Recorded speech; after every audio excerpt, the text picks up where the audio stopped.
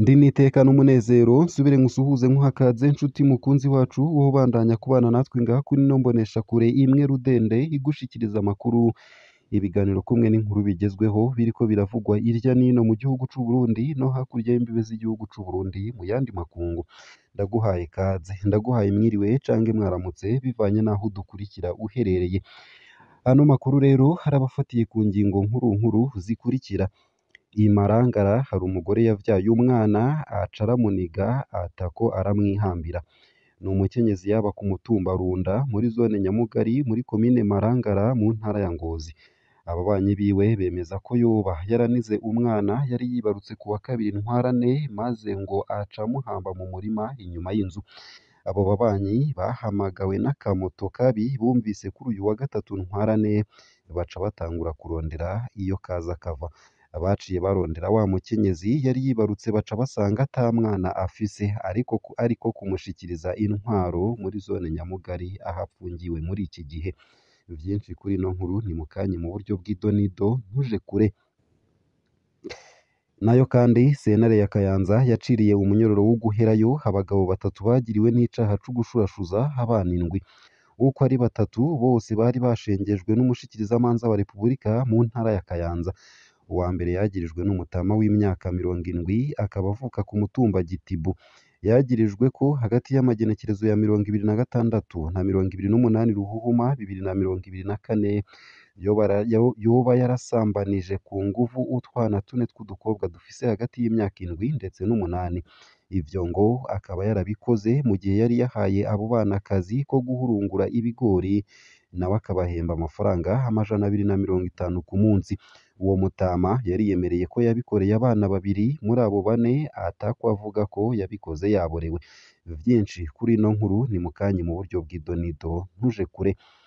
Nayo kandi hari abavyeyi basaba ko ivyigwa vya TPF vyogarukanwa mu mashure y'intango. Bamwe mu bavyeyi bo mu gisagara ca Bujumbura barasaba ubushikiranganji bw'indero n'ubw'imico kama kuraba ingene ivyigwa vya TPF travaux pratiques des économies familiales bimenyereza umwana kuva akiri muto gukora udukorwa dutandukanye bitakiriko mu mashure y'intango ko vyogarukanwa mu ndinganizo y'ivyigwa vy'amashure y'intango kandi kikaba ari icigwa cirebanga. Bavuga ko ubu usanga kivanze n'ibindi vyigwa nka entrepreneur, sciences humaines ndetse n'ibindi hama bigatuma abana batabikurikirana neza imiryango n'igihugu bikahahombera. Vyinshi kuri no nkuru navyo ni mukanye mu buryo buramvuye ntuje kure. Nayo kandi imiryango 100 yarahunze iyindi 40 iragiramiwe n'ibomoka ry'amazu riturutse ku mugezi Nyenzari. Abanyagihugu bo muri Gikungu Rurare muri zone Gihosha babwiye umukuru wa Obuha ko imiryango 100 yataye izabo irahunga iyindi 40 iragiramiwe kubera ibomoka ry'umugezi Nyenzari. Ihindagurika ry'ibihe ryatumye amazi aba menshi kubaka mu kajagari aho usanga imbibe zaravogerewe. Indinganizo mbi y'igisagara biri mu vyatumye iyo migezi igenda irabomagura imisozi yegereye amazu y'abantu. Vyinshi navyo kuri no nkuru ni mukanye mu buryo bw'idonido ntuje kure. Hico utegerezwa gusa no kumanuka munsi y'ino video hama ugafyona imbere y'ijambo Isange TV. Haraba handitse ijambo s'abonner canke subscribe. Naba utarafyonda kurafyonda ko hama udushikirije intererano yawe yo kuja turakuronsa amakuru ibiganiro kumwe n'inkuru tubandanya gushikiriza. Ano makuru ku buryo buramvuye ntunyemerere nyatangurire kuri no nkuru ivuga ko hari umugore yavyaye umwana haca aramuniga atako aranamwihambira. Ni umukenyezi yaba ku mutumba Runda muri zone Nyamugari muri komine Marangara mu ntara ya Ngozi. Abo banyi biwe bemeza ko yoba yaranize umwana yari yibarutse ku wa kabiri ntwarante maze ngo aca amuhamba mu murima inyuma y'inzu. Abo babanyi bahamagawe n'akamoto kabi bumvise kuri uyu wa gatatu ntwarante 2024 baca batangura kurondera iyo kaza kava. Baciye barondera wa mukenyezi yari yibarutse baca basanga ata mwana afise ariko nyene kumushikiriza intwaro muri zone Nyamugari aho apfungiwe muri iki gihe. Amakuru ava i Marangara akaba avuga ko uwo mukenyezi atari ubwa mbere yica uwo ahejeje kwibaruka kuko ngo yoba yarigeze kwibaruka acata umwana mw'ishamba.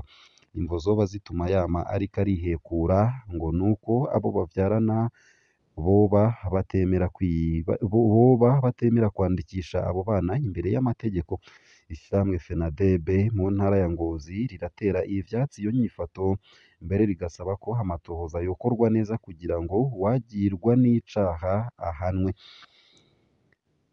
Nayo kandi mu yandi makuru ntunyemerere nkushikirize ino nkuru ivuga ko sentare ya Kayanza yaciriye umunyororo w'uguhera y'abagabo batatu bagiriwe n'icaha co gushurashuza abana indwi. Nk'uko ari batatu bose bari bashengejwe n'umushikirizamanza wa Repubulika mu ntara ya Kayanza. Uwa mbere yagirijwe n'umutama w'imyaka 70 akaba avuka ku mutumba Gitibo. Yagirijwe ko hagati y'amagenekerezo ya 26 na 28 Ruhuhuma yoba yarasambanije ku nguvu utwana tune tw'udukobwa dufise hagati y'imyaka 7 ndetse na 10. Ivyo ngo akaba yarabikoze mu gihe yari yahaye abo bana akazi ko guhurungura ibigori, nawe akabahemba amafaranga 250 ku munsi. Uwo mutama yari yemereye ko yabikoreye abana babiri muri abo bane, atako avuga ko yabikoze aborewe. Uwa kabiri nawe yagirijwe akaba afise imyaka 35, akaba avuka ku mutumba Tara.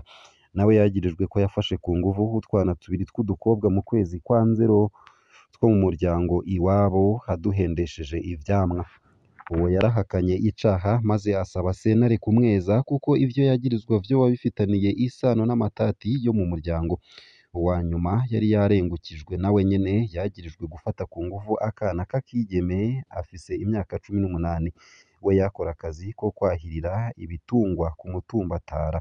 Umushikirizamanza wa Repubulika yamwagirije ko yashurashuje akana k'imyaka 6 ariko we yarabihakanye.